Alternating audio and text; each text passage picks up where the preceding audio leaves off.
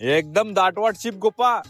म्हणजे गवत कसं एकदम खाक झालं पाहिजे, तणाचं नामो निशान मिटलं पाहिजे. कांदा कसा आपला एकदम निप्पक राहायला पाहिजे. कांदा दिसला पाहिजे. का हो मालक, याची काही गरज नव्हती बा एवढी. खूप देऊ राहिले तुम्ही मले, बिना माग्याचं सगळं भेटू राहिलं मले. घेणार रे तू, तुले कायचीच कमी पडू देत नाही आपण. तुले मागायची गरज पडणार नाही.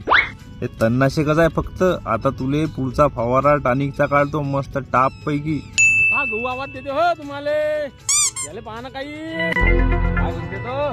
काय म्हणते तुम्ही त्या कांद्याची सोय करू राहिले काही मा इकडे पहा. अरे काय म्हणणं आहे तू?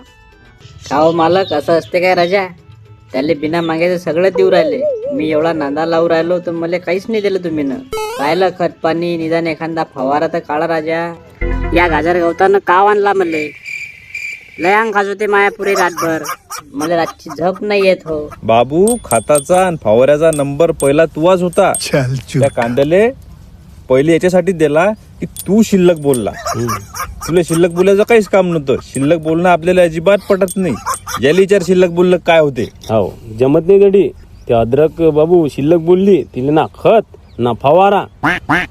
खाकच करून टाकली तिले.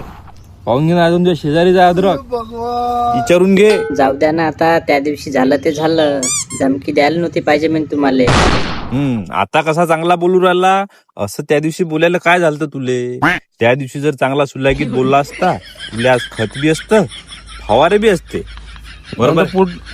पोटर की आणलं असतं तुले. सांगा मुंबई फोडलं असतं तुला. मुंबई फोडल्या असत्या.